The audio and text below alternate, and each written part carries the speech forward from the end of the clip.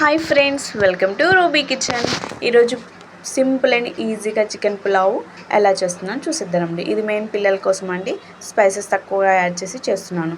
ముందుగా stove on చేసుకొని oil వేసుకొని అందులో మసాలా దినుసులు, లవంగాలు, ఇలాచీ, చెక్క, సాజీరా, బగారాకు వేసి ఒకసారి కలిపేసుకోండి. అలా కలిపిన తర్వాతకి ఆనియన్స్, మిర్చి, కరివేపాకు, కాజూస్ కూడా వేసి ఒకసారి ఫ్రై అవ్వండి. అలా ఫ్రై అయిన తర్వాతకి పసుపు, అల్లం వెల్లుల్లి పేస్ట్ వేసి కూడా ఫ్రై చేసి తర్వాత చికెన్ కూడా వేసేసుకోండి. చికెన్ వేసేసుకొని కలిపేసుకొని మూత పెట్టండి. అది మధ్యలోపు నేను రైస్ తీసుకుంటున్నాను. 300 గ్రామ్స్ చికెన్కి నేను గ్లాస్కి కొంచెం రైస్ తీసుకుంటున్నానండి. అంతే. వాష్ చేసుకొని పక్కన పెట్టేసుకుందాం. నేను నార్మల్ రైస్ తీసుకున్నానండి. మీరు కావాలంటే బాస్మతి రైస్ కూడా తీసుకోవచ్చు. తర్వాతకి కారం వేసుకున్నామండి. పిల్లల కోసం అన్నాను కాబట్టి నేను స్పైసెస్ ఎక్కువ ఏమీ యాడ్ చేయట్లేదు. ఓన్లీ ఈజీ అన్నాను కదండి, ఓన్లీ ధనియా పౌడర్ మసాలాతోనే, గరం మసాలాతోనే చేస్తున్నాను. ఒక స్పూన్ కారం, సాల్ట్ అండ్ ధనియా పౌడర్ వేసి కలిపేసుకుందాం. కలిపేసుకున్న తర్వాతకి నేను కర్డ్ని మంచిగా గడ్డగా లేకుండా మంచిగా థిక్గా మంచిగా మిక్స్ చేసుకున్నానండి.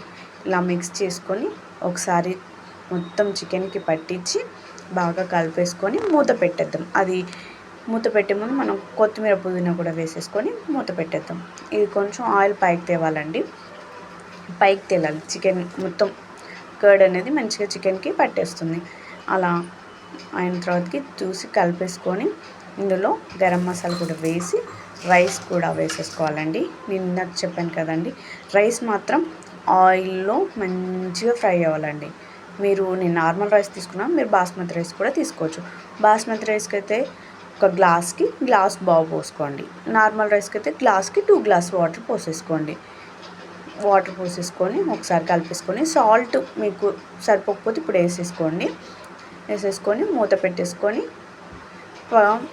ఒక 10 మినిట్స్ తర్వాత మళ్ళీ చూసేసుకున్నామండి. చూసుకున్న తర్వాతకి మళ్ళీ తీసేసి ఒకసారి మిక్స్ చేద్దాం. ఆల్మోస్ట్ కుక్ అయిపోయిందండి.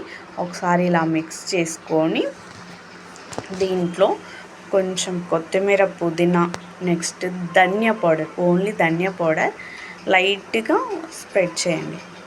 అలా లైట్గా స్ప్రెడ్ చేసి మూత పెట్టేయండి.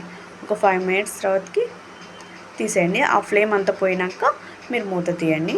ఫ్లేమ్ అంతా పోయినాక చూపిస్తున్నానండి. మళ్ళీ ఆ ఫ్లేమ్ అంతా పోయిందండి. చూడండి ఎలా అయిందో. నేను పిల్లల కోసం అన్నాను కదా, కొంచెం మెత్తగా చేశాను. ఇంతే అండి. చాలా సింపుల్గా పిల్లలకి ఎంతో ఇష్టంగా తింటారండి. కొంచెం కర్డ్ వేసి తినిపేయండి. వీడియోలో అయితే లైక్ చేయండి, షేర్ చేయండి, సబ్స్క్రైబ్ చేయండి.